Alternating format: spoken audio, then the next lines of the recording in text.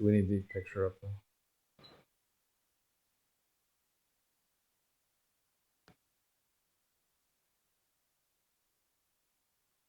Ah, Charles, it's such a thing. Everything was set, and then at the last minute, it's there is no direct evidence. I know. Give me a minute. Yeah. There is no direct evidence, but it is just remarkably coincidental how things fail at precise moments. Amazing. It is amazing, but it's not going to stop me from getting this stuff back to working. I appreciate the people who have waited with us.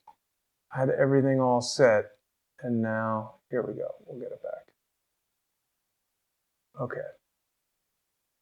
So everybody is waiting to hear what the Senate is going to say in their final vote here.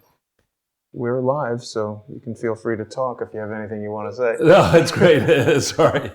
So, this is a major league day. In the last 24 hours, I think President Trump's fortunes have changed markedly for many reasons.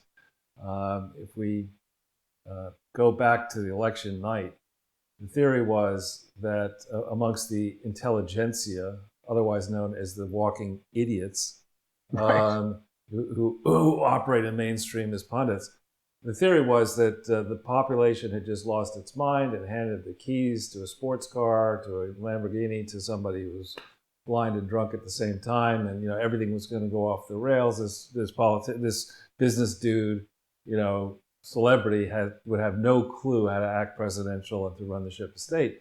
In reality, in spite of incredible opposition, I think few presidents other than Lincoln probably have had the kind of, Lincoln obviously more than Trump, have had the kind of opposition that Trump has had from day one.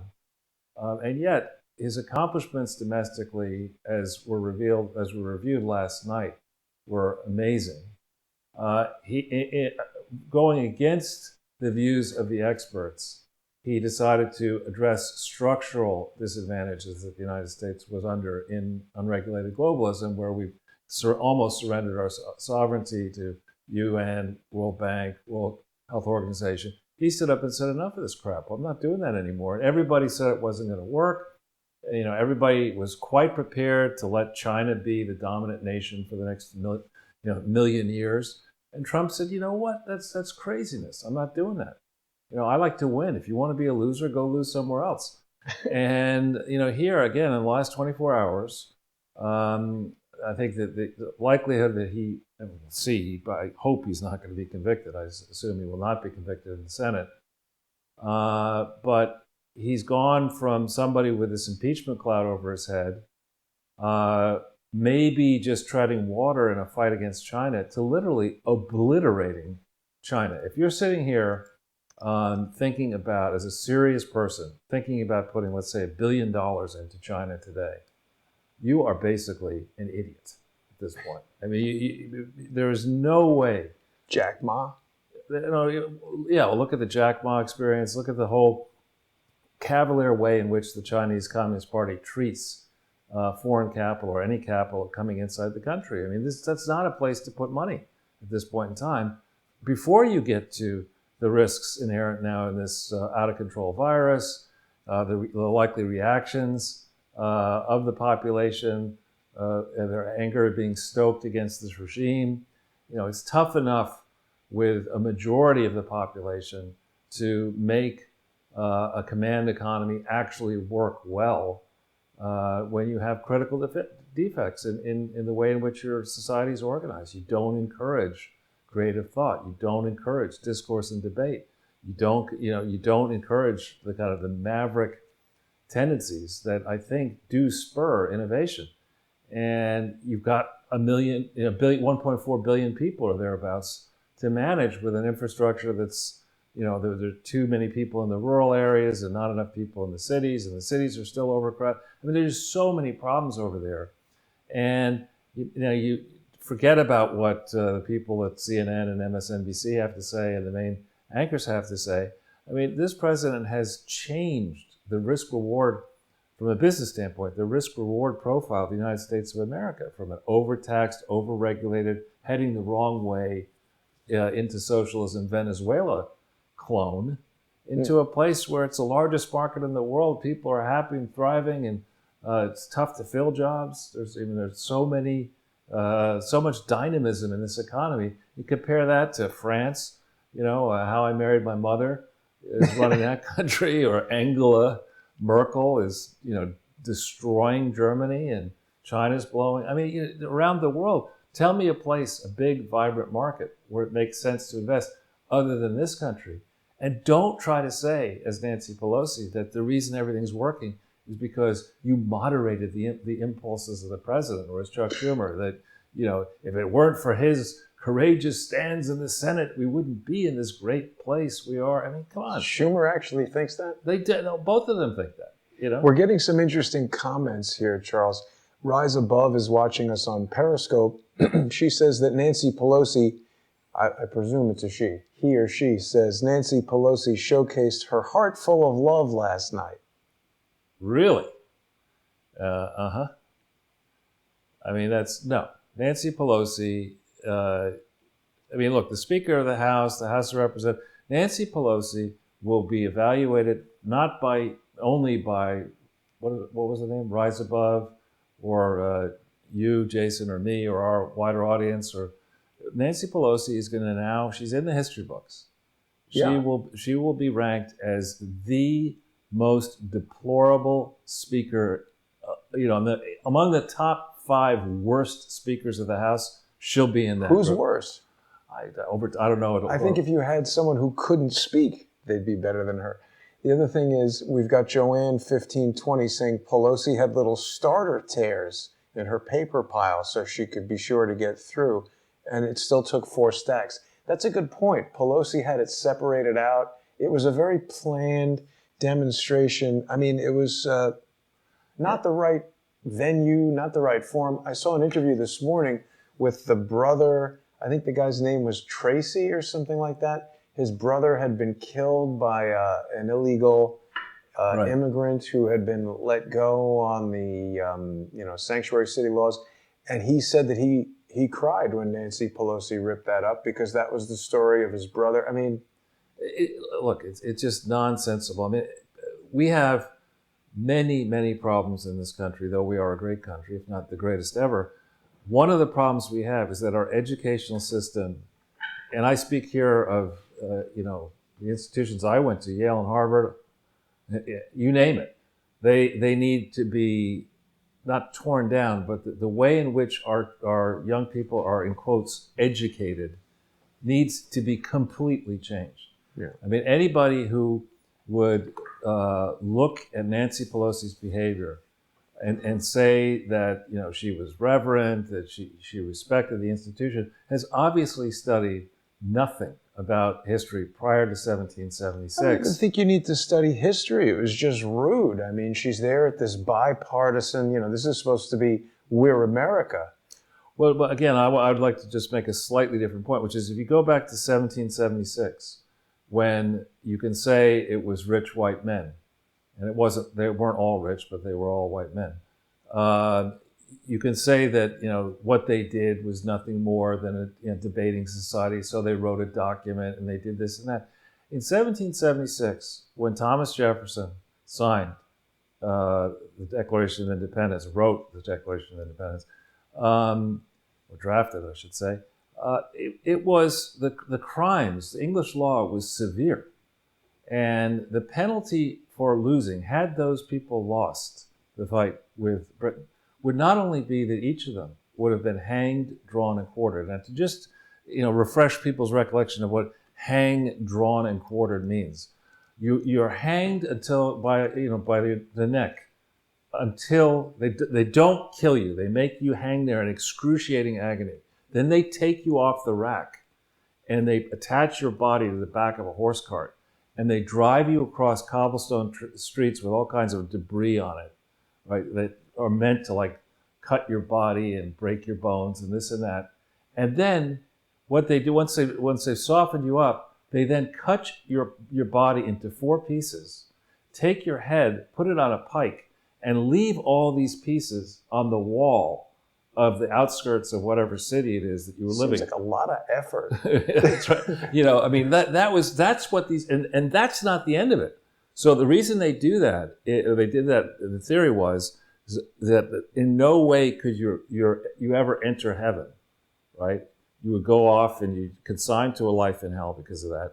On top of which, your offspring could not inherit your property.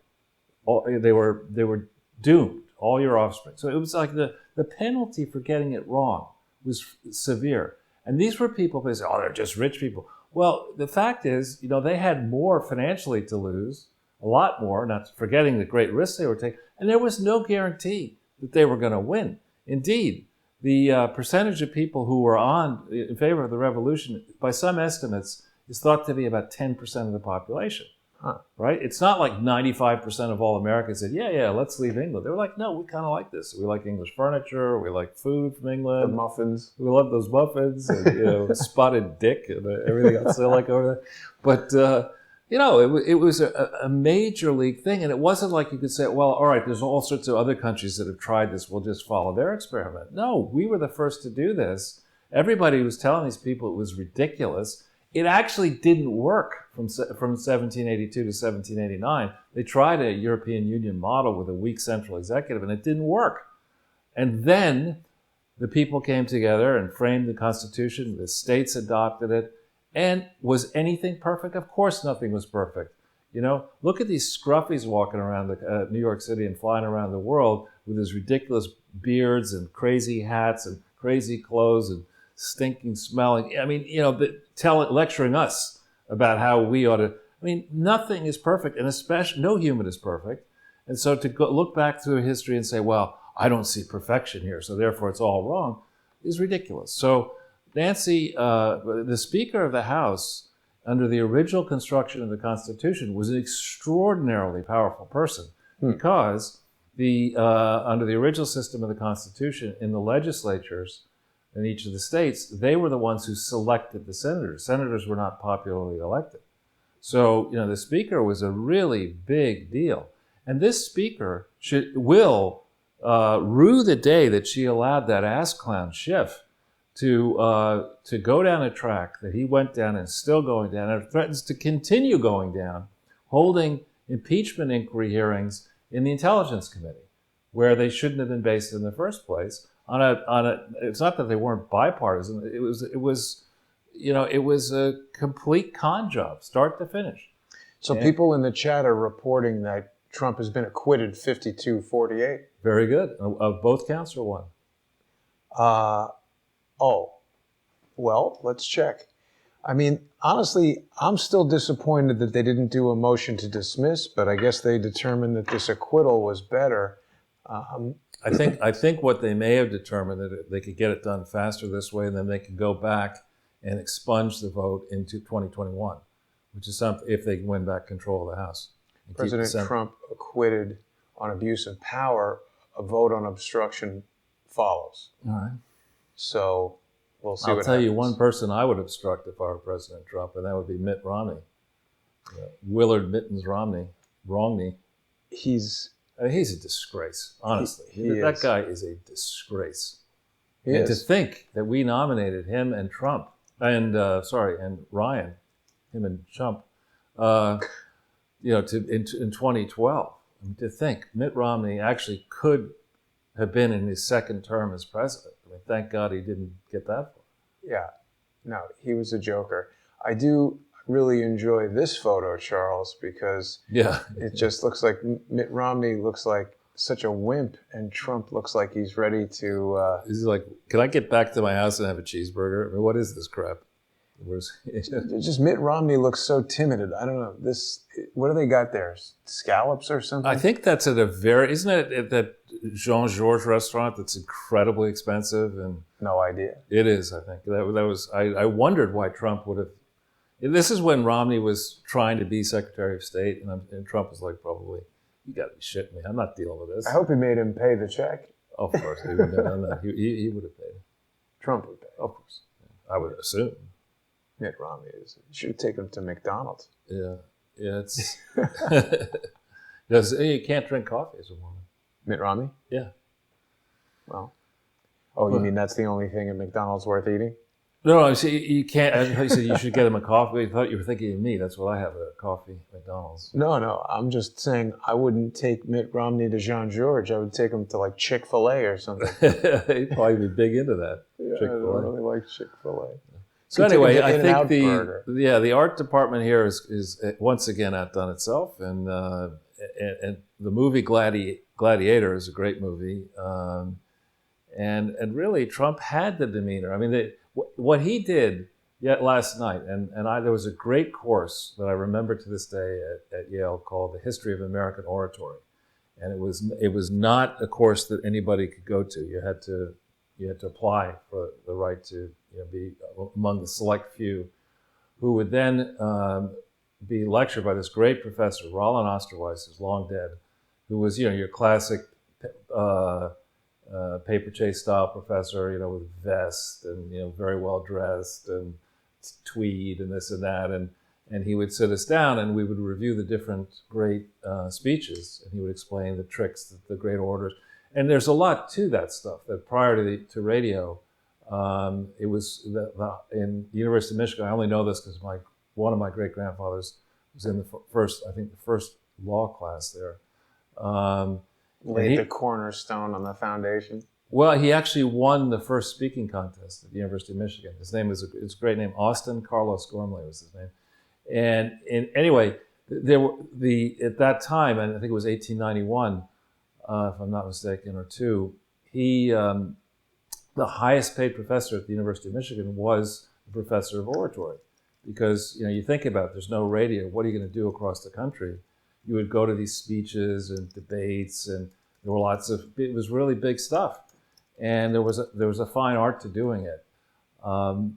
And the speech that Trump gave last night was definitely among, in my opinion, probably not the top 3, but maybe the top 5 speeches ever delivered in American oratory. I mean, it was incredible. I agree. I was watching it feeling like this seems way better than the usual State of the Union address. And then Nancy Pelosi ripping the thing up, I was like, see, she felt the same way. She's like, oh my God, this is too good.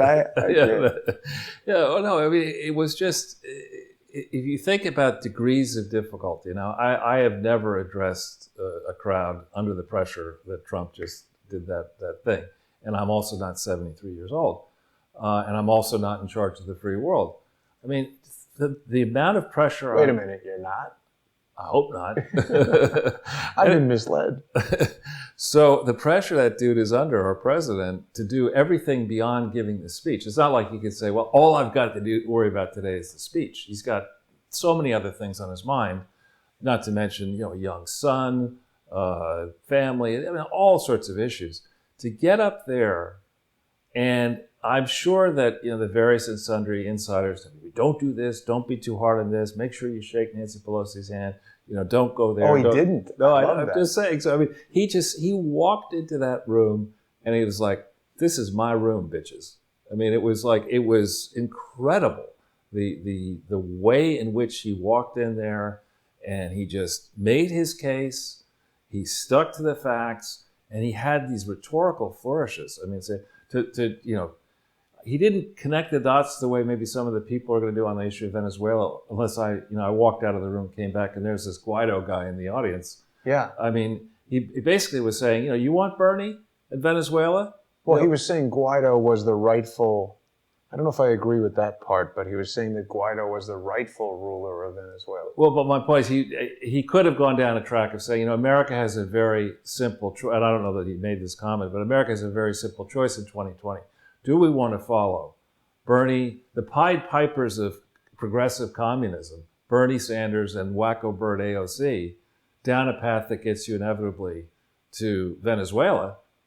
Or do we want to stay on this path, a path that seems to work quite well and is working for most Americans, and in particular is working for the first time, notwithstanding the opposition of the Democrats, for the poorest among us? I mean, the people who are flourishing the most in percentage terms of their wages going up, their wealth going up, are the poorest among us. And, his speech just hit. It was so well thought through, and beyond. So it's, you have this words on a piece of paper, but beyond that, the delivery of it. Yeah. I mean, it was a mixture of one of his rallies. Yeah. Oprah handing out Pontiacs. I mean, it was incredible. Well, and then Joe Biden tweeted this morning that Donald Trump had turned the State of the Union into a reality show episode, but it was a damn good episode. When he gave that scholarship to that little girl, just the look on her face was so genuine. I mean, her and her mother, like, first of all, there was no father there. Right. So it's like these two, like, little women in the world against everything. And then now the president has you on, gives this girl this opportunity. It almost made me cry. Yeah, the grace. And Nancy Pelosi rips up the document. What a slap in the face to that cute little girl. Yeah, exactly. And, bringing the husband back to the military family. And, those kids were like. Yeah. It was, and the difference was, when you see, I said starkest contrast, because I'm sure people would like to make it, is to Hillary Clinton. And, her speeches in her contrived audiences, when she goes to the Southern black audiences and says that she carries hot sauce in her pocketbook. I mean, 53-47 on count 2, acquitted. So it's done. I would expect that, with this done, and of course, Schiff will probably subpoena Bolton next, but and we'll go to impeachment round 2. But with this out of the way, I would look for a very swift movement out of Durham and others.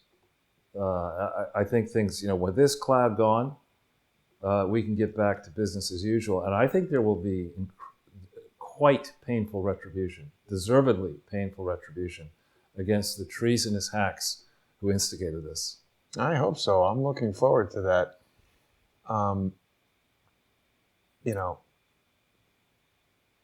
So. Why did you don't have the New York Times up here, do you? Huh? In this house, you have in your own house, you put the New York Times because up. I wanted to go to one that was, biased against Trump. Mm-hmm. So they were sort of nowhere near. Good save. Yeah, they were nowhere near where they needed to be. I mean, I hope that, they've already, it's so frustrating, Charles, because they've already started in with the rhetoric that, this doesn't mean anything. They're never going to give up. Yeah, again, I think, one of the reasons I enjoy having breakfast in the McDonald's and walking around the city is you get to, you remember when you do that there are a large number of people who are, have got serious issues. Yeah, and they're all in McDonald's. Well, unfortunately, no. Many of them are in the House of Representatives, right, actually. Exactly. in media anchor rooms and green rooms, etc. So, no, I think this is a massive move. And it allows now the Democrats to run riot with a process here that was, flawed from the start. Now we have the vote happened. There was no obstruction of the vote. Trump could have made it a lot more difficult. People need to go back into the history, and I hope historians will do this, that for Clinton's impeachment, I mean, he threw every trick in the book at people trying to impeach him during that impeachment. And we'll need to contrast in time what Clinton did. I don't remember the details of that very well. I do. I mean, he invoked what sort of thing did he do? Well, first of all, he invoked every conceivable privilege, and even fanciful privileges, protective detail coverage, clip privilege or something like that, absurd efforts to delay things. And Trump didn't do that. Right. And Trump could have been even tougher, and still he won. So on the domestic front, I think he's made enormous progress. And on the international front, I think we looked. There you go. Yeah, I don't know who this guy is, Charles, but he has raised an interesting point. This is Carl Higbee. I think that's a name. If you hit his description, I think he's some kind of Navy SEAL. Yeah. Author. Yeah, exactly. Bad speller. Elected Greenwich. What is that? I guess he's a Republican, something or other. Well, anyway, he raises the good point that 18 USC 2071 states, whoever having the custody of destroys the same shall be fined, shall forfeit his him/her office and be disqualified from holding any office in the United States. He's talking about this law, which speaks to the destruction of official government records. And I think that this is an interesting point that he raises. What do you think about this? Will Nancy Pelosi? I don't know who would enforce this, but whether the DOJ would go after this, but this is a crime, and I assume to prosecute. I don't know if you have immunity inside the House if you're the Speaker. I just don't know. That's a good point. Perhaps she does, but it's still destruction of a government document. Well, I mean, it was just such bad behavior. There were some people tweeting that Nancy Pelosi is a badass, etc.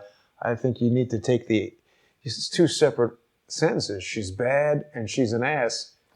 But, well, yeah. I mean, when you go back, I remember in the '69 time frame, in the spring of '69, I was 13 years old, and I was at this school that went when I was there from 7th grade to 12th grade, and that was when you had Earth Day, you had it was when there was a lot going on. And I can remember that, I forget, there was one particular front or another, and people decided that students wanted to tell the teachers, what we were going to do next, or whether we were going to go to class or not. And I come from a family that was very respectful of the educational process and also careful with money. And the school I went to was pretty expensive back then, even more so now. And I was like, I'm going to class. Right. But so the classes are canceled. There's this mayhem, with the 13, 14, 15, 16-year-olds are running around. Bedlam, you might say? Bedlam, exactly. And the teachers are trying to, what do we do? The parents will be pissed off. It's not going to end well. We got exams coming up. And that's the environment in which Hillary and Bill, roughly around that time, they ended up a little bit later at Yale Law School together. And that was a moment where Nancy Pelosi's behavior today was sort of, we'll show the man. We decide, we don't care what this Constitution says or what these, rules the patriarchy has crafted over time. We're just going to, we don't like something, we'll just tear it up.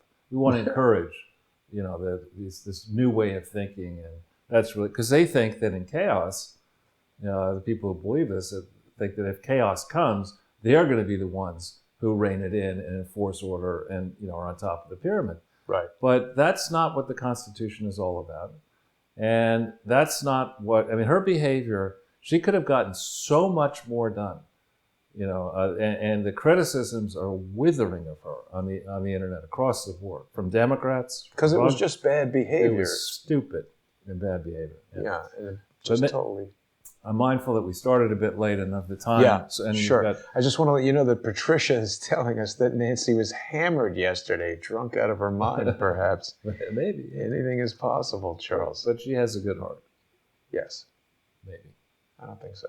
So, what has happened here, sometimes, there's that saying that if you go into a room and you think you're the smartest person in it, you're about to get fired. You're about to get your ass handed to you. And similarly, I think he went into that room last night and was focused not merely on delivering the substantive message, but also eliciting the reactions, which he did get, which were filmed, which are public property, which can go right into campaign footage. Nancy ripping the thing up. Well, actually, I think the most telling would be the stories that were selected there. I'm sure great care was given to each of them. Those are real. I mean, the first story of the guy who fell into drug addiction. And it's very hard to get back out of that. And it's not, when you go down that path, it's a very small percentage of people break back out of that, work their way back into a productive life and get back together with their families. And so that story was a very poignant tale. And you could tell that guy, he was humble. He didn't necessarily like all the focus that he was getting, and he was very, very.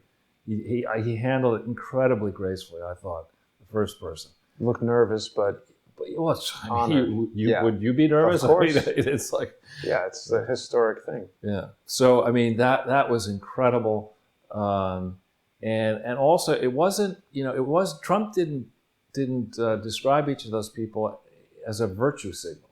A lot of these people that you see who get involved with, quote, charity, the Clinton model, it's all, aren't I great? I'm giving money away so responsibly. Of course, it's not my own money. I wouldn't do that. I just take other people's money to give it away. But it was very thoughtful and not easy to go through, in my mind, and tell each of those stories the way he told them, not knowing whether somebody would interrupt him or yell at him or whatever. And so he told all these tales, and instead of leaping to their feet in unison, the Democrats looked down. Tlaib was on her phone. Wow. With, I hope she was talking to her lawyer about what's going to happen with Laura Loomer. With Ilhan Omar, exactly, Right. as well. Talking to her latest boyfriend on the of phone? how much more money she could steal from the government to give to her latest boyfriend. But anyway, the footage there of Trump saying, we've got the lowest unemployment rate for African Americans and the highest, 72% of all new jobs went to women, and on and on and on, these statistics, which I assume are correct. I hope they're correct. And you have the Republicans leaping, these racist Republicans. Trump says the racist, I'm kidding, obviously, of course, the racist gets up there and says, the African American unemployment has never been lower in history. Republicans jump to their feet cheering, and Democrats are like, that means that we can't keep them down on the plantation anymore. We can't keep them miserable, dependent on us. I mean, it was just, and you'll be able to cut that footage, and they will cut this footage not to a general national audience alone. They're going to go through and they're going to think through district after district. Baltimore would be a great one. Baltimore is a place that Democrats have literally destroyed. Camden, New Jersey. You can pick congressional district after congressional district, stitch together states after states. This rally approach that Trump has of doing a rally the night before the vote, as he's going to do next week in New Hampshire. I mean, the information he gets from these rallies, coupled with this footage, I mean, you really have to be a fool to be trying to, as this girlfriend I once had, to be jonesing to be the presidential candidate for the Democrats in 2020, because you are going to run into you're going to run into a whipsaw, basically. Charles, they haven't even finished calculating the Iowa caucus yet. It's only 85%. Yeah, I have something on this for a little bit later with a longer list that we could go through, which is very, very instructive. But yeah, let's cover that in a second, Jason, if that's all right. Sure. It's okay. So if we can go back into the slide quickly. Yeah.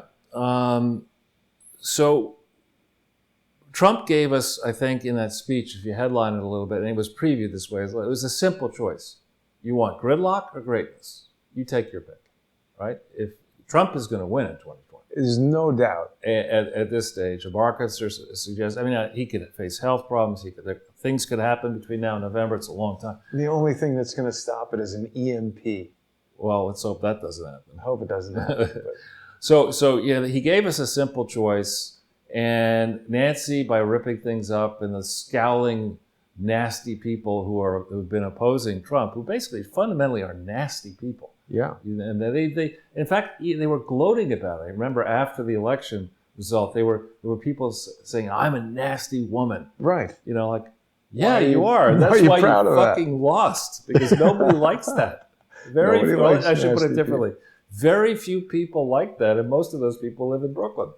It's just not. It's a ridiculous approach, and I actually like Brooklyn. But anyway, so what we saw last night was somebody who was quite prepared to take on his critics, and he said, "All right, you want to see? Let's have a little discussion. Let's get right up. Let's go right into it." And on issue after issue, he went right into it, not knowing whether he'd be acquitted for sure. And he took the heat, and he didn't just take the cover off the ball. He took that ball and he hit it to Alpha Centauri. It was incredible. Phenomenal performance, absolutely. And the next step, you're sitting there, He did throw out candy to the Democrats saying, let's do infrastructure, let's do this, let's do that. And if you're sitting there, the polling results are going to come back. Very curious to see in a real poll what Trump's popularity is, not simply nationally, but in the key swing districts and states. Very curious to see that. Very curious to see polling results for people who did not vote in 2016. What do they think of him today? Well, all parties and independent. The other thing that he did that I felt was for lack of a better description, a master stroke.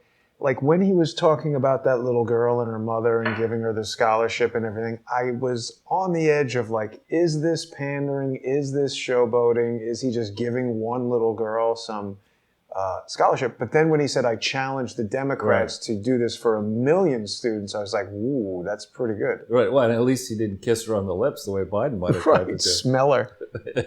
Biden would be like, bring that little girl up here. Grab my legs. After the State of the Union, could you bring her by? So weird. So, and I do think that, he's certainly has his own mind and his own approach to doing things, but I've got to believe that he's getting closer and closer to actually draining the swamp. I mean, he's really delivering on many, many things to date. Swamp still stinks. Swamp's still there. Yeah. I would have liked to see, and I hope he will do more of this, that instead of addressing the swamp in Washington, D.C., that he would take this opportunity from now through the election to address the American people in big venue after big venue. I think he should go to football stadiums and baseball stadiums and big venues and really mix it up. Pick places that are in states, they're near states that would drain audiences from, say, New York and New Jersey and whatever. Go to rural areas, look at the map carefully. And I'm sure he's doing all of this. But you look across the Democratic stage, neither the announced nor the lurking unannounced loony candidates, none of them can ascend to this level of competence in a live venue. None of them. Yeah, I mean, it's, when he spoke about getting tired of winning, he was winning so hard last night. I kept thinking to myself, this doesn't look at all like a guy who's under the pressure of any kind of trial, impeachment, or anything. Right. So it was really impressive. It was. So with that, I know your audience is steadily growing, which is great. And just a quick reminder for people who, if this is your first show with us, this is a different approach that we take. Thank you, Jason, for the privilege of being able to speak on many topics and for as long as I do speak. It's a real treat for me. And I've only been on this course with you because when we uncovered this massive set of frauds, both in the Clinton Foundation and the allied charities around it, but also in the way in which governments report their progress to we the people, I just felt that it was essential to try to marry your skills and your ability to reach an audience with your format with my experience addressing boards of directors and wealthy investors on complex projects around the world.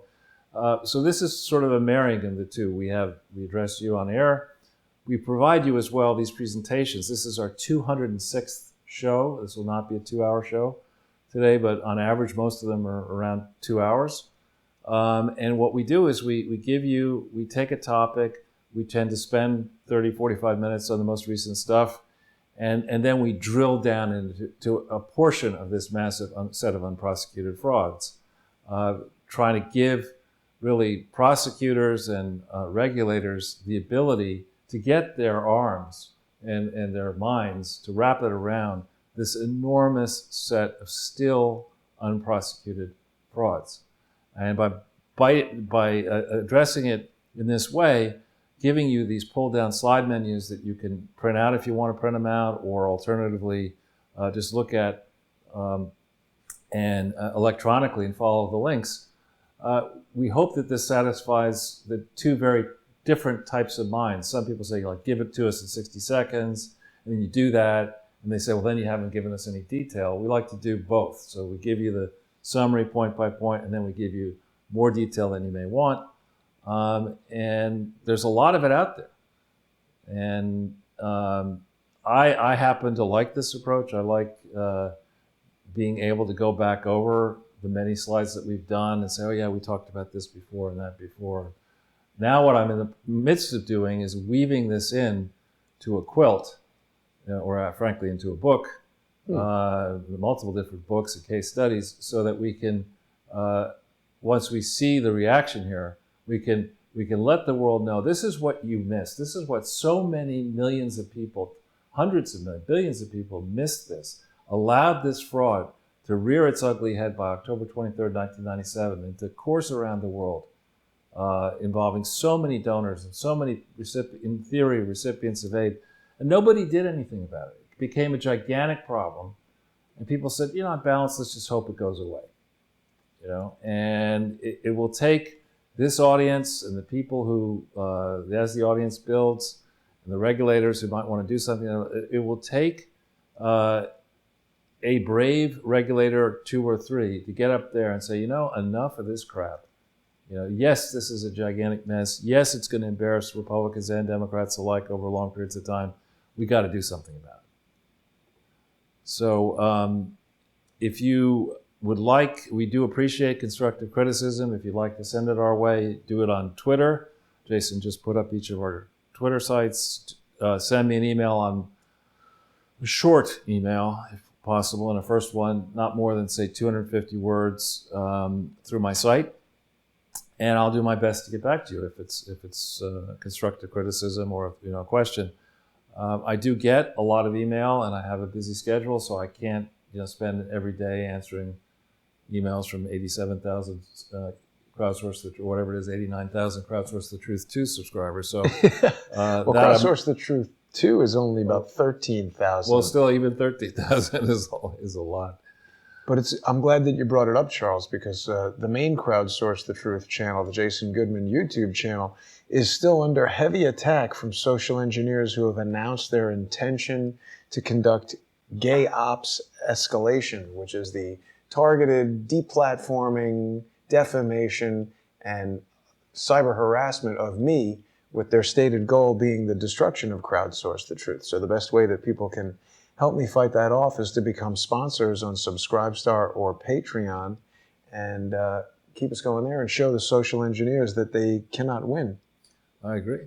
But they should also subscribe to Crowdsource the Truth 2 on YouTube, and they're going to get the live streams on there until the main Crowdsource the Truth channel comes back. People can also utilize Super Chat on Crowdsource the Truth 2. So if they're in the chat right now and want to support the show, that's another option. Great. And one thing I would just say before we jump into this section here is that if you want to help beyond financially helping Jason's channel, which I encourage you to do, if you really want to help spreading the news that we're doing this by word of mouth, figuring out 2 people, 6 people, 8 people, most everybody has an email list. Yeah. Send this 1 or more shows to your email list. Tweet it out. If you've got somebody, and there are people, the divide is massive in this country, but most of us have friends that go back, depending on how old you are, long periods of time. You remember what it was like to be together in school, not knowing anything, and maybe you're on the different side of the fence. You're a scruffy, you're a Yaley, whatever. It could be the same thing actually, but you're a conservative, economically Yaley versus a scruffy. You can find people like this, and you can say, listen, how deeply have you gotten into the facts on the Clinton Foundation? Have you, for yourself, looked at any public filings? Are you aware of the laws, the strict laws on the books that pertain to charities? And most often people will say, no, I'm not. And they say, all right, take a look at this. You're the one who says the Clintons are great. Take a look at this presentation over here. Tell me what you think. Tell me your honest reaction. If you think I'm a Looney Tune, fine.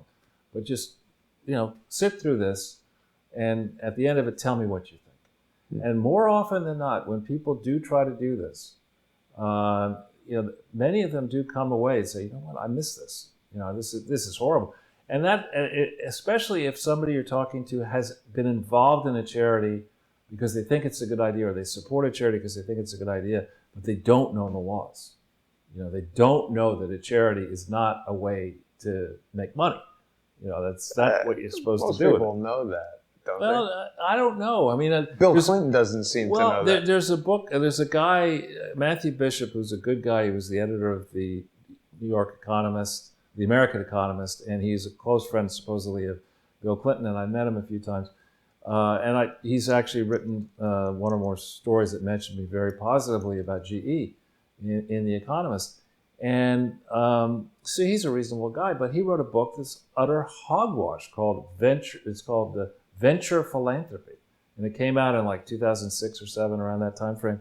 Bill Clinton wrote one of the forewords to it, and it's just utter rubbish. The premise of the book is that the best way or a way to combine doing good works with venture capital is to do both in the same entity. And that's just not right. I mean, it's like, no, you can't do that. And he's plenty smart. But on this one, he just didn't get deeply enough into the facts, in my opinion. It's like having maybe like a cattle slaughterhouse and a preschool in the same facility. Yes, so things could go poorly with that. It's not well thought through. Yeah. So we've sort of talked already about the State of the Union address, but really, I say it here, it's fact-filled dynamite. I mean, it was, when you go over it, Molly Hemingway has got a summary in the Federalist there that's fantastic, and a bunch of key takeaways. I think it's going to take time for people to absorb what it was that Trump did last night. But it was epic. It really was. It was like, can I have my wallet back, my clothes back, my house back, whatever? I mean, it's like, you took all that shit from me, and I was just sitting there going, it was really something. And Van Jones, who is not somebody whose politics I admire, but who I believe is a very thoughtful person when it comes to issues of progress for African Americans, he is right away is cautioning Americans, his side. He said, now wait a minute. What Trump is talking about here is not simply saying words that sound good. He's talking about delivering for African Americans. We ought to try that as a Democratic Party. And Pelosi and her people say, no, we don't want to do that. We want to keep him down. Who hired this guy? Get him out of here. What does he know about African Americans? Okay.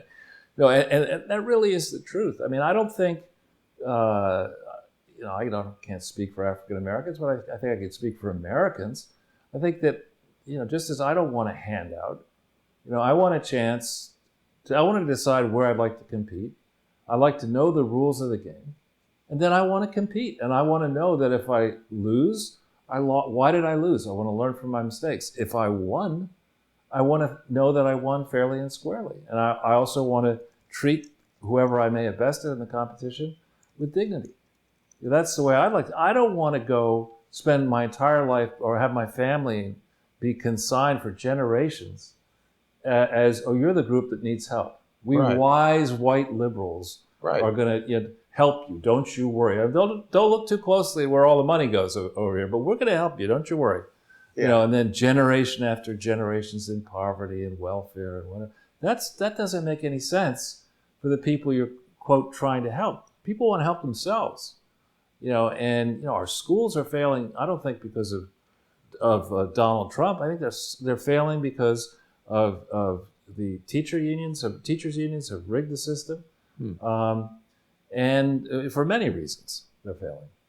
Well, it was interesting because, I was really struck by this little girl and her mother because they were dressed modestly. You could tell that this was, these were two people that were going to have a lot of things stacked against them in terms of trying to get ahead in life, and just the look of joy on the little girl and the mother's face. Right. It was such a moment. I was thinking, like, what will this little girl think, 20 years from now when she looks back, how this changes the trajectory of her life.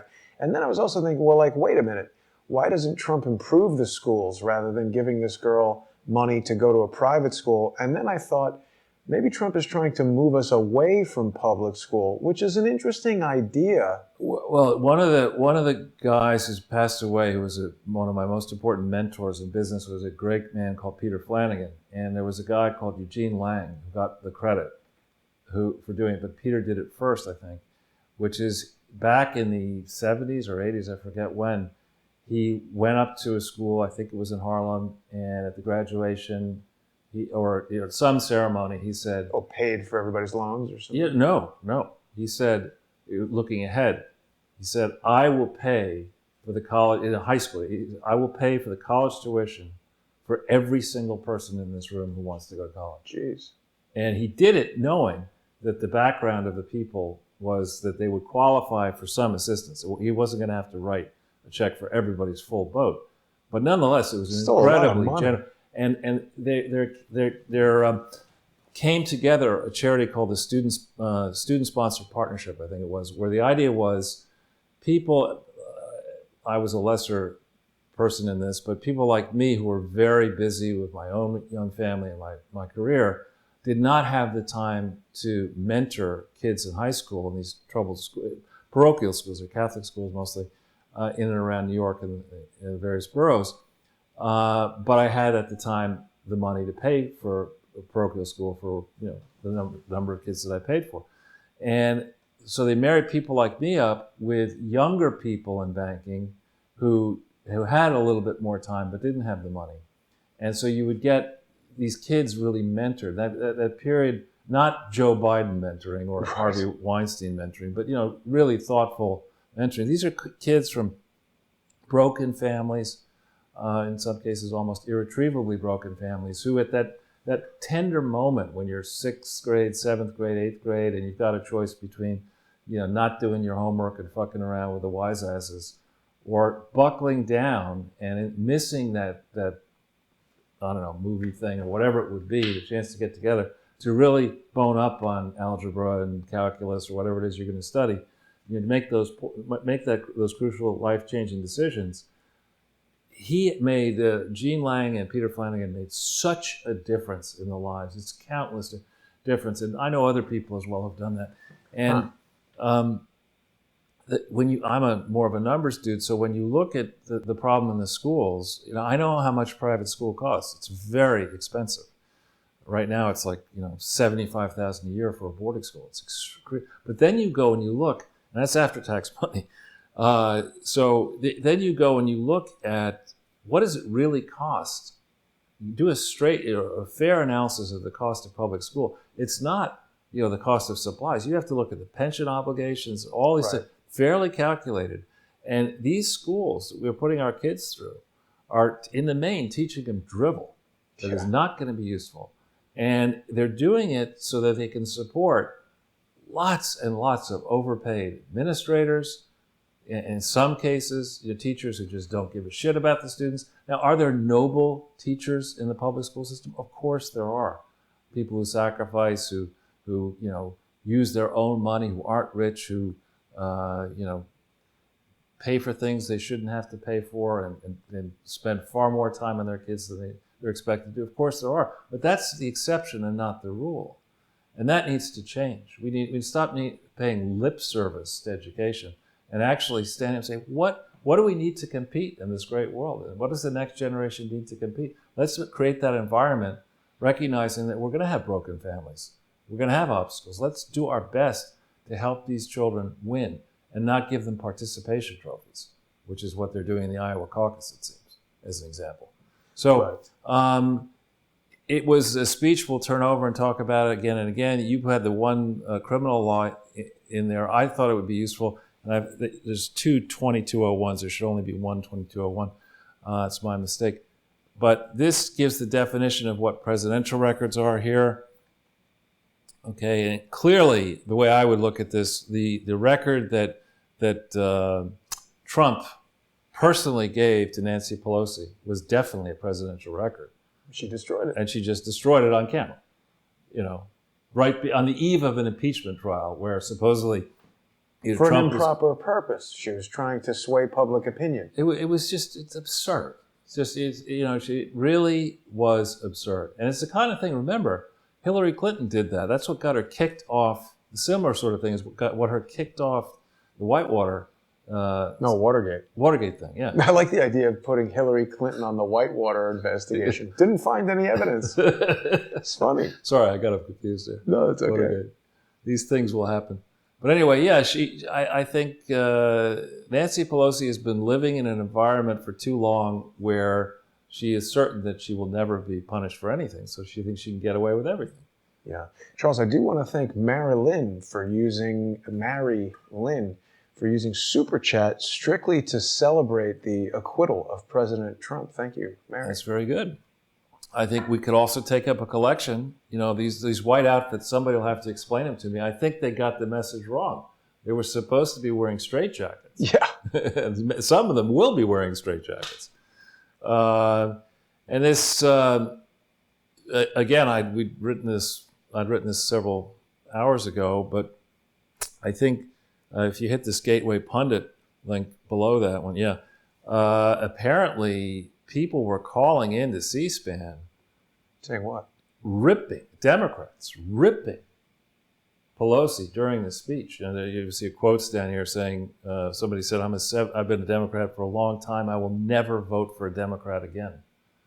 I mean, I don't think this went very well. Not for Nancy Pelosi or No. the Democrats. I mean, it's one of those things where, I mean, Trump he was in the zone, you know? Sometimes you're there and sometimes you're not. But, I mean, it was just so well done. I've been a Democrat for 77 years. What I've seen tonight, I'm changing my mind. That's good. I mean, I think people voted for Hillary will never vote Democrat. I mean, now maybe there's probably some people on the Upper West Side of Manhattan, you know, some those neighborhoods in Chicago and Washington, D.C. You go, girl. You know, you got them. But I think you have to remember that I would want to say that roughly 50% of the country doesn't vote, you know. And what Trump was appealing there to were the independents and the people who didn't vote for him in 2016 to take a closer look. And the number of people who are going to be talking about that experience last night are the people who hated it. You know, the conversations about this are going to explode. Yeah.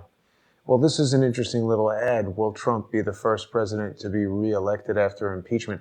I guess Clinton's impeachment happened during his second term. Yeah. They're going to try to impeach him again, but it's going to fail again. They are literally like the Wile E. Coyote and Trump is the Roadrunner. Just can't get it straight. Yeah. So then we have, here's the thing I was referring to, the Democratic caucus results. And let's see if they've updated it. This is, 84% reporting. Now this, I think, is a better thing to look at than what you had for a few interesting reasons. This is everyone in the mix. And note this interesting one down here, other. Okay? Who's the other? I don't know. It's probably, you know, Jaime Manouche and your mother and whatever. My mother wasn't running. I'm just saying people, some other name or whatever. But you go down here and you say, let's focus on this. So 142 people in the other category, right? 165 in the other category in the second round. Now, let's, you know, Delaney in the second round, you understand. Oh, wait, this one has Bernie at the top, not Buttigieg. Right. Well, except that's in the first round. There you go with your 33. But look at this, Jason, look at this. Other 142, right? Delaney gets 9. Then across the line, he gets 0. Let's do the same thing. Bennett is, what is he? Is he a senator? Don't know. Okay. Now look at Doomberg.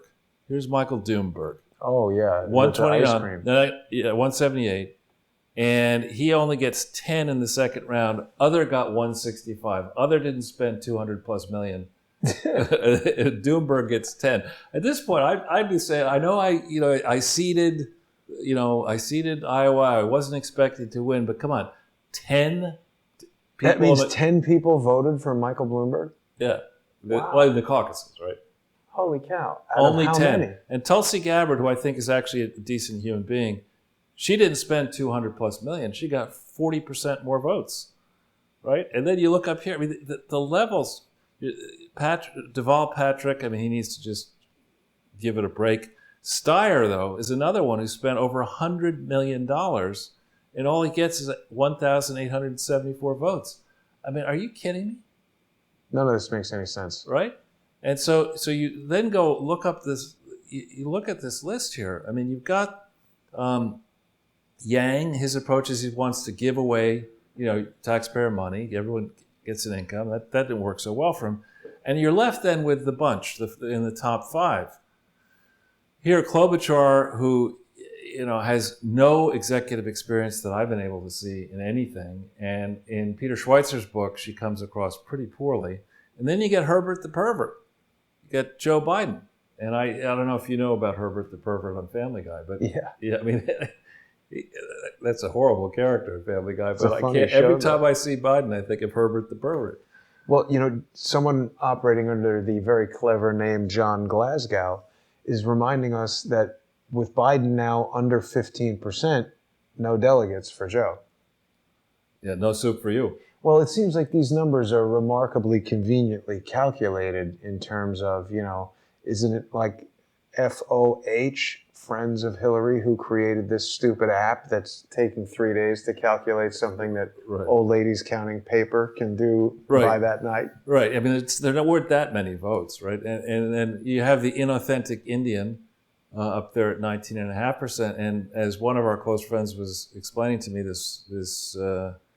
I mean, by our close friends, I mean Jason and my close friends, was explaining to me that the Democrats absolutely need Warren in because you can assume that virtually all of Warren's votes would have gone to Bernie. And I mean, she's trying to copy him with progressive this and that. So, I mean, if she'd been out, this would have been a stomp fest on Boot Edge, who is, it's absurd. And what does this say, 84%? So you got of reporting? Oh, it's updating.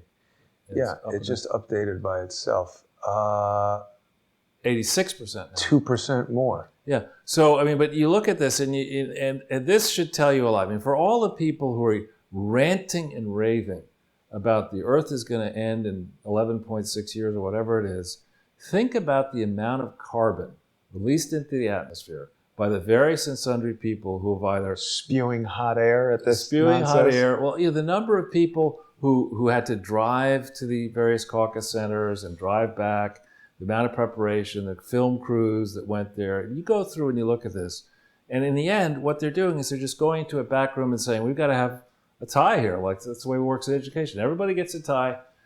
Sanders and Buttigieg, fundamentally a tie. Let's go on to New Hampshire. Let's see what happens there. Because Hillary's trying to decide whether she's just going to steal the nomination and rig the general again. Let's not waste any time on this. I mean, this is so embarrassing, frankly, to the Democratic Party that with all of this run-up, that you still, what is this now, 2 days later? Yeah, they can't even count. You still don't know what actually happened. They're taking a page out of Jason one, right? We still don't know what happened. Tune in an hour. And it's funny, I had a sense something like this was going to happen when I watched the election results. Because they kept on teasing, just a few more minutes, we'll have this. Anyway. I mean, you could sort of tell that something screwy was afoot. It seems they didn't have the kind of early returns that they should have had. So we don't necessarily have to pull these links up because in the interest of time. But one thing that really is fascinating in these articles, and don't pull the links up if you don't mind, Jason, people can read it, is that according to the early estimates, turnout in the Iowa caucuses in 2016 for Democrats was 30% below what it was in 2008. Wow. Now, there was the Obama drama and excitement. It's slightly different, but 30% below. The population in the United States is bigger than it used to be. The voting age population is also bigger than it used to be. I mean, that is sobering stuff. A lot of information coming out about Buttigieg and all the weird, like, where was he? Why did he join the Army or the National Guard or whatever if he was anti-war? And then suddenly, just like Obama, he comes out from being like the mayor of Whoville to suddenly running for president. And he tweeted before they counted the results, oh, we, shocked the world. It's like, I'm not buying any of that. No. Yeah. And you have to remember, he's the mayor of South Bend, Indiana, which is where Notre Dame is. It's a college town. It's a relatively small place in Indiana. And he's done a disastrous job there. I mean, it's not like you could say, well, I took on a failing New York City after Dinkins, Rudy Giuliani, and look what happened. I took on a failing college town where Made it worse. Most of the students disappear for the summer, and everything's a lot worse. And I think, based on that experience, I should be able to be the the president of the United States. They should make him the mayor of the United States. The mayor of Washington, D.C. Maybe. Here's your office over here. Yeah, exactly. Just go wait in there. So another piece is I think that Nadler was trying to be cute, which is really, that's just one thing he's never going to be. Correct. He held hearings on what happened with the FISA process. Yeah, I saw that. Today he was at 10 talking o'clock. to Christopher Wray. That was the most idiotic, boring, Right. do-nothing hearing. Nothing was said. Right. And so we talked about Romney. He needs to go back to wherever he came from. But did you see this story in the Daily Beast? This is funny. I don't know. So what Trump, I guess this is just the way Washington works, but before the... the Daily Beast always doesn't like it that I have an ad blocker. Give me 1 second. Sure. One thing I like is the proliferation of photographs of Donald Trump angrily pointing at people. You like that, or you don't? I do like it. They need to be pointed at. Yeah. So here, the funny thing that happened is he had everybody over to the White House for lunch with the prominent news anchors, and except for all of the ones from CNN and MSNBC. Good. And in the old days, what would have happened is Fox and ABC would have said, "If you don't have my colleagues, I'm not going to come."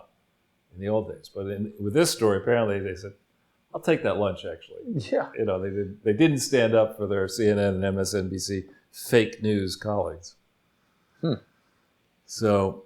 And now, of course, we're hearing they got a little ad for Bolton right there. They're going to have Adam Schiff do something with John Bolton. I think people are very close to the saturation point for Adam's bullshit. Exactly. So, got a few quick points here, and we'll stay to the time, even though we started late. As we prepare now to understand what, as this friend of mine used to say, the fuck the FBI was doing when it said it was going to investigate the Clinton Foundation, we have the not so clever by half Angel Urena and his team working with the Clintons, who tried to interfere in an investigation that I think is going to come to light imminently by floating that Huber story on the 9th of January or the 10th or whenever it was, that Huber is winding up his investigation having found nothing. That same team is going to have to explain, and the FBI is going to have to explain this. And let me just briefly take you through it. For those of you who don't know about it, there's a 3-part dump on this investigation into something called William J. Clinton Foundation that the FBI believes existed in the time frame 2001 to 2005. The only problem with this is there was no such entity called William J. Clinton Foundation in this time frame. Okay, and so they fooled even the FBI. And you count up the number of pages that are in this document dump that came out right around the election of 2016. It started. It's 908 pages in total, of which a significant number are sort of pages that aren't really evidence. There's like filler pages and this page and that page. Redacted. Well, just filler, literally filler pages. Like this page this intentionally page is missing left blank. or whatever. So this includes everything, 908. Now in part 3, which came out, I forget when, there's an internal FBI memo on page 138. It's dated the 21st of March, 2001. It gives 3 case IDs, and people in the audience who are familiar with the FBI practice can dive into this.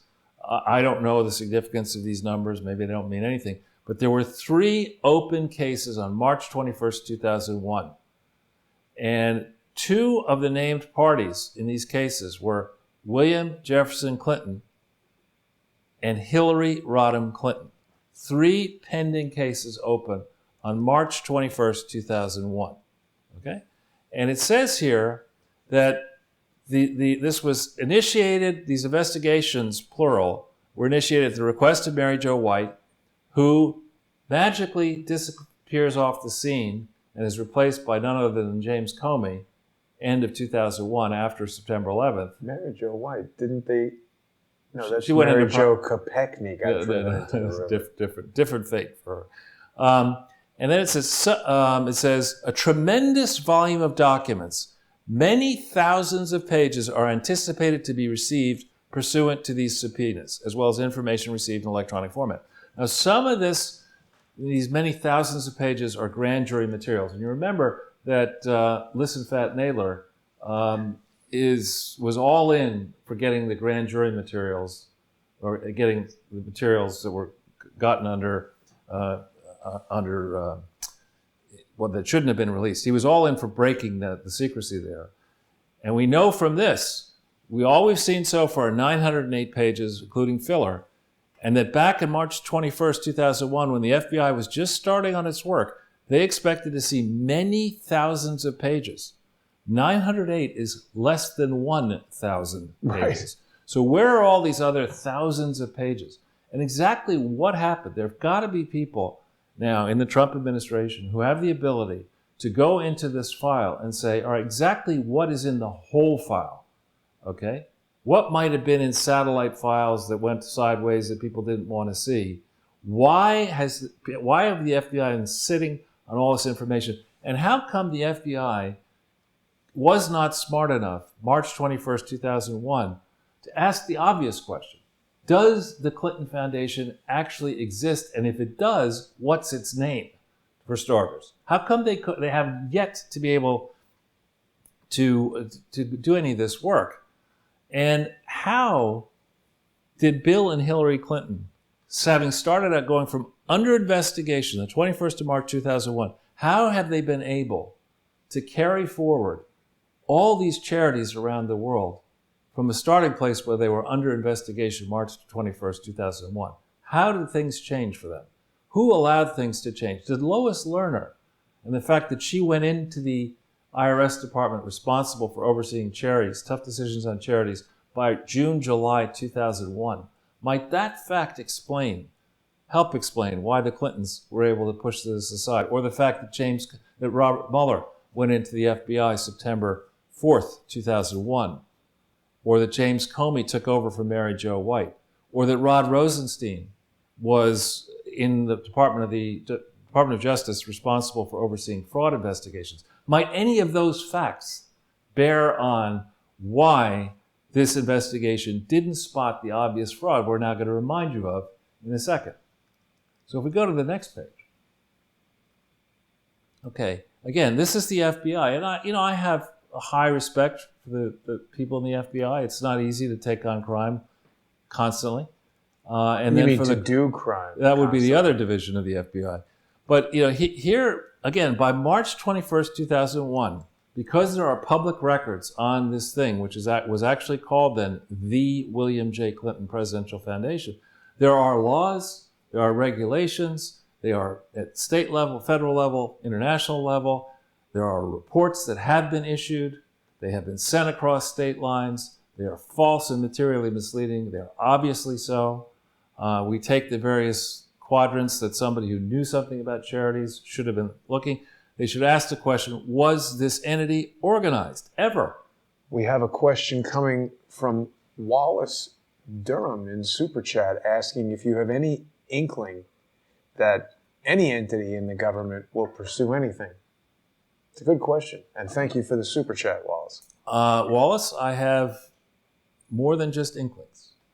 And so we will be covering that. I'm actually working on an article that I hope will be published as soon as Friday. Maybe might slip based on publishing, based on what else happens, where I think there's going to be some news on our great friends Larry Doyle and John Moynihan and what they've been up to. People have been asking, those guys made quite a splash. In fact, I was talking to somebody in another country, and that person was very funny and said to me, I told my parents about these two guys who were trying to pursue the Clinton Foundation, and my parents don't speak English, but they watched the whole testimony, and they love those two guys. They're really sympathetic. They don't even speak English. But so a lot of people are saying, what the hell ever happened to those guys? I mean, they got a gigantic amount of attention on Zero Hedge for the hearing. They gave fantastic testimony. Huber was supposed to show up at the hearing, and he didn't. Things have been happening, and they're in the public domain. They're tough to find. This would be Mr. Doyle, and this would be Mr. Moynihan. It's tough to find what I will be sharing, but I'm going to explain the significance of it in an article, which I hope to get out in the next several days. Yeah. Yeah, it's interesting because I was there, people might recall, and they told us that, or at least someone had the explanation that Durham wasn't there because he's busy with the investigation. Huber, right, wasn't there because he was busy with the investigation, but actually it seems like he was busy investigating nothing. Right. So if we, if we go back, the thing was never organized. It was never registered in the annual reports to the IRS for 98, 99, 2000. They state that they did not have to file their return in any state, but that's not true. They actually did have to, and they did register in multiple states. They never filled out a tax return for 1997. Their state registrations are all false. Their annual reports 990 are all false. They didn't get an audit. They had to, under New York law, California law, Arkansas law, many laws, they actually had to get a real accounting firm to do an audit, and they didn't get one. There's no evidence of any audit. In the forms that are filed with the IRS, when you get an audit, you have to pay for it. And they say for 98, 99, 2000 that they spent no money on audits. So, I mean, they're just admitting that what they did was boldly not in compliance with law. Their list of contributions, I have the 98 list in red because the biggest contributor, 2.3 million, was from, I believe, the second presidential inaugural committee, which was run by Terry McAuliffe and Ann Jordan, Ann being one of 3 trustees of the Clinton Foundation. They never explained the significance of that overlap. That's more than a majority of the declared income. Was that really, how much money did that second presidential inaugural committee actually raise? Where did it put the money? The total revenues, the differences between the total revenues and the contributions don't make any sense. If you look at 2000, they have roughly $8.5 million versus $8.9 million. So they have $450,000 in other income. How do you generate that other income? My suspicion is that they raised a lot more money than the numbers that are declared, and they were sloppy, and they only wanted to show low amounts of money coming in because they had things to finance. In 99 and 2000, Hillary had primaries. She had a general election for Senate. The Democrats had a need for money, and even so, Gore lost. So they raised in total, with interest and stuff, $15 million. They only had expenses of $1.5 million. Most of those expenses were on fundraising. They generated, therefore, $13.8 million in, what are called change in net assets or profit. But you ask yourself, in all this period, from October 23rd, 1997 to December 31st, 2000, did the Clinton Foundation move 1 pound of dirt? 1 pound of dirt in the Little Rock site. Not an ounce of dirt was moved. So what the hell were they doing for 3.25 years? Why? What happened to all this money? And how could you declare that you had program expenses of $110,000? More importantly, and here's a question for the bright bulbs in the FBI and their forensic accountants: how did this William J. Clinton Presidential Foundation spend $1,198,585 on land, buildings, and equipment? What land? They didn't take control. They didn't sign a lease for the Little Rock. It was a swamp, wasn't it? Well, the point is they didn't sign a lease on the Little Rock property until March 1st, 2002. What did they buy? And the answer is I think they bought a property in Hot Springs, Arkansas, that was owned by members of the Clinton family, and in which Bill Clinton may have been, and his brother Roger even, may have been beneficiaries of that property sale. And none of this has been explained. And here you have the FBI. It's March 31st, 2001. You wouldn't have the numbers shown for 2000, but you would have every other number. You would have known by March 21st, 2001 that the Clinton Foundation had not filed the tax return that was required for October 23, 1997 to December 31st, 1997. You wouldn't have needed to ask for thousands and thousands of pages. You'd have said, this William J. Clinton Presidential Foundation never existed, never registered in Washington, D.C., where they were active, and Bill and Hillary were pulling the strings of it. This is a fake foundation. It should have been shut down then, and they hadn't, at this point, they hadn't begun construction in Little Rock. Right? They could have just shut it down. So, all right, let's get these presidential papers, wherever they may be, the ones that, Bill couldn't get destroyed fast enough. Let's round them all up and put them into a real archive. That's what they should have done, okay, by March 31st, 2001. So the question is, what did they actually do? And don't tell us that you can't figure that out, because you're the Federal Bureau of Investigation. What the hell were you doing? Planning bombings. Yeah. So let's go to the next page. So, next and final. So, Bill, here's from the Clinton Foundation. It says, President Clinton established the Clinton Foundation. Right? I didn't write this. And you can see it for yourself. Don't go to the link on this one. But here he's saying he established the Clinton Foundation. Okay. So you're the guy who decided not to organize the Clinton Foundation, not to register it properly, not to put yourself down as a trustee, not to put yourself down as a key employee, not to fill out any 990 properly, not to register to solicit, and you raised all this money illegally, using the telephone, using the mail, whatever. It's a violation of, multiple crimes, and you're admitting to it right here. And if that's not good enough, I know this Twitter is a dangerous place for, O'Keefe has been kicked off. Yeah. But here's Bill Clinton, right? I didn't do this tweet. I mean, this is Bill Clinton and his press flack. I probably managed this. What does it say here, Jason, about the Clinton Foundation? Where? Here? Yeah, on the top. It says founder of the Clinton Foundation. Yeah. Okay? Founder. Follow the Clinton Foundation for more on our work around the world, none of which is lawfully authorized by any government agency. And this is on Twitter. And they're going to go after Project Veritas, but they're going to let this grifter, keep committing charity fraud. Twitter is enabling charity fraud by allowing this tweet to stand. And if I were a rich government, I'm thinking, I don't know, do we know any rich governments around the world, Jason? Maybe U.S.? Well, I don't know. Governments we might have know about around the world, and say Australia, New Zealand, Sweden, Norway. Norway, yeah, England, France. I mean, Brazil, Chile, any of those. Yeah. I mean, I'd look at this and I'd say, you know what? I'm going to sue you, Bill Clinton. I'm going to think about whoever else is collaborating in enabling this charity fraud. I'll think about whether I want to go after Twitter, right?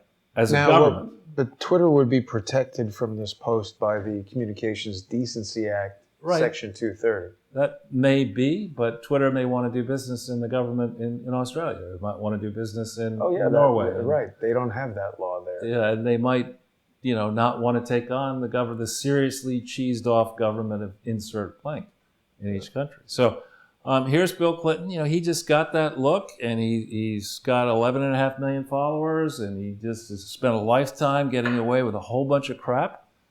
And, we the people are just sitting around saying, okay, you want to abuse us? Keep abusing us. Now, when I say key employee, this is at the time for the 2001 annual report. You have to list each person was a key employee of the organization at any time of the year. So, i.e. in 2001, when Bill Clinton founded the Clinton Foundation, you're a key employee even if you did not receive compensation from the organization. So Bill has said that, the family has said that we receive reimbursement of our expenses, but there's never been an explanation of exactly how much money the Clintons have gotten as reimbursed for their, quote, legitimate expenses. Chelsea Clinton needs a chief of staff and a special office, and when she travels, she has to fly in an entourage with all her aides and handlers, and when she travels on foundation business and also on other business, how is the allocation considered? And there's no detail of any of that. And it says a key employee is any person having responsibilities or powers similar to those of officers, directors, or trustees. No question that Bill Clinton was a key employee of this charity, arguably while he was president, but certainly from January 20th, 2001 forward. Can you have another job while you're president? No, well, that's what I'm saying. Yeah. But you might be able to say, because it's charitable, if it were legitimate charity. He's just part-time. You might be able, I don't know if you can get away with it. Moonlighting as president. But certainly from January 20th, 2001, he was a key employee. He should have been swept into this disclosure, and they have not filled this stuff out properly. And there's a big problem for Bill Clinton. on January 19th, 2001. On January 19th, 2001, he signs an agreement to surrender his law licenses. There are long articles about it, and one requirement of the agreement was he had to admit that he had lied under oath multiple times and obstructed the administration of justice. Okay, he had to admit that, and he did admit that, and he did surrender his law licenses, both the one in Arkansas and his license to practice before the Supreme Court. And when you go around and you register a charity in different states, some states are tougher than others. New York State on the books is pretty tough. You have to disclose when responsible employees have been involved in administrative proceedings of the type that would cause you to surrender your law license. I mean, when you're a lawyer and you get to a place where you have to admit that you, pursuant to proceedings having to do with the Code of Professional Conduct, you break the Code of Professional Conduct as a lawyer, you lie under oath, and you obstruct the administration of justice to the point where your local bar association and a former student who was the judge, a student of his, throws the fucking book at him, and he has to ultimately admit that he lied under oath and obstructed justice. Wait. That's the kind of stuff that you would disqualify you in certain countries from getting anywhere near a charity, and should have disqualified him, should now disqualify him from having anything to do with this fraud, the Clinton Foundation. It was a student of his that was the... Susan Weber Wright was a judge. I mean, he had taught at University of Arkansas Law School, and one of the students in his class eventually then became a judge at Arkansas. Wow, that's pretty good. And she was pissed. Right. Well, rightfully so. I mean, it's interesting that there was a legitimate crime happening there, and some of the same people who are trying to impeach Trump now weren't having it back then. Everybody's seen those clips of the conflicting statements. I didn't mean to cut you off, Charles. Is there more from this slide that you want to go over? This is really it. So there's something interesting that somebody sent me while we were going there. Not directly related, but back to the Iowa caucus. This is... Oh, wow. Yeah. Ian Miles Chong, who I'm not familiar with, but this is a good tweet from him, that the top donor to this software company that created this app, Shadow Inc., is George Soros. Well, these are two great names, actually. Fred Eichner is another important name. So George Soros, through a supposed charity, donated $1 million to Clinton Foundation HIV/AIDS Initiative, Inc. in 2004, when that entity did not lawfully exist and wasn't a charity. Fred Eichner gave more than that to Clinton Foundation HIV/AIDS Initiative. He gave in the order of $5 million or so to fund the Clinton Foundation doing work in China, where it was not authorized to do any work at this time, fighting HIV/AIDS. And interestingly, Fred Eichner, I think that's how you pronounce his name, his own charity was established long ago, not to do stuff in China, but narrowly to do stuff helping people in Illinois and 2 neighboring states. So his donation, which was substantial given the size of his other grants, was absolutely, in my view, illegal. And here, so you're the 2 biggest donors to this thing that screwed up the Iowa caucus by far, 4.1 million. If you add it up, 2 biggest ones of these guys were involved in Clinton Foundation HIV/AIDS Initiative frauds in 2004. Okay, this George Soros is trying to fuck up the world, and Fred just the United States of America, I guess, in China. Right. But and then these other people, I don't know off the top of my head. I don't know any of these other people. But I mean, this whole issue of and here we have to be careful. Donor of Shadow Inc. There's Shadow Inc. I don't know that that's a charity, but the entity that gave money to Shadow Inc. I think Shadow Inc. might be a for-profit entity, but there are entities that quote, invested money in Shadow Inc., one of which through a charity. All right, so this is an area, the intersection of charities. Let's see what it says. I'm not finding it. It's definitely shadowy. I mean, that's weird that something would be called Shadow Inc. Who knows? The shadow knows. It's weird, isn't it? It is. So, but I mean, I don't know. That's also interesting. Open corporates is experiencing a temporary technical problem. We'll probably no longer have that problem right after the election. Right after they delete all the information about Shadow Inc. Right. Really unbelievable. You know, Charles, I must comment, you look much brighter today, less noise. Your overall image quality seems better. It's almost as if I've purchased additional lights. It could be that Kaizen thing going on, right? Exactly. Kaizen There's disease. constant improvements going on. I don't know what happened to us the second before we went live. That has nothing to do with the new lights, but it's always something here. So, you know, I want to thank everybody who sponsors the show and makes it possible. Even if people are just watching the free shows on YouTube and Facebook and Periscope, they can watch on Crowdsource the Truth 2, while the main Jason Goodman channel remains under social engineering attack. Oh, I don't know if you saw this earlier, Charles. There was an interesting thing occurred, I guess, last night. People know that I've been under attack from social engineers, and you know, there's this constant, you know, spinach of facts. You know, trying to say that the police are doing this or that to suppress information.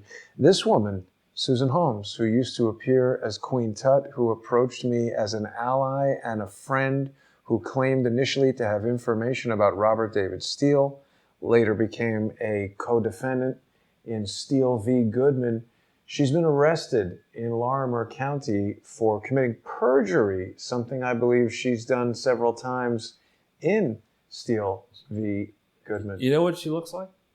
What? If you think about the one of, I think, our favorite comedy shows, Seinfeld, and you think about, you know, one of the shows that I think, the series of them that are very funny, are the alternative Seinfeld cast. She's the alternative Seinfeld cast for Hillary. Yeah, exactly.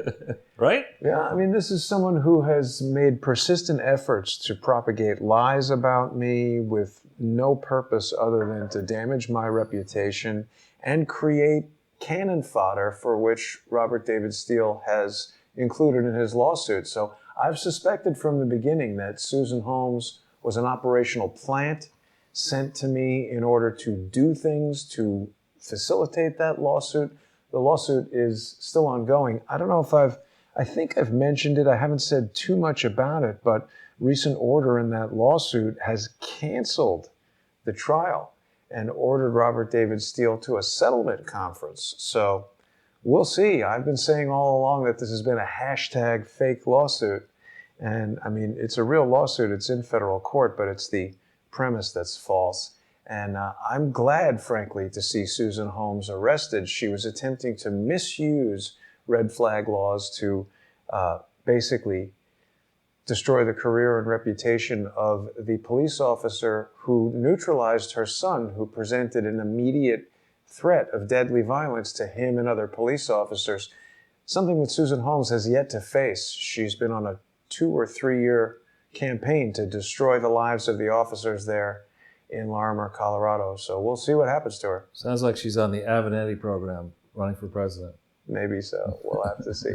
But I want to thank everybody for watching. Going to be back in just a little while with Lee Stranahan. We've got High Dive with Lee Stranahan tonight. That's going to be on Subscribestar and Patreon. So if you're not already a sponsor, please join us for that. People love to see what Lee has to say on these deep dives into, we're going to be talking about impeachment. We're going to be talking about Ukraine Gate. What's going to happen now to the Bidens? Oh, and also Rudy Giuliani had another great podcast. He's playing more of this testimony, and he showed the affidavit from Victor Shokin. Everybody has said that, you know, Joe Biden fired this guy for being corrupt, but no one has presented any evidence that Shokin ever did anything corrupt. He was fighting corruption in Ukraine. Good stuff, Jason. I hope people tune in. Hopefully justice will prevail, Charles. And thanks everybody for tuning in today. Have a great evening.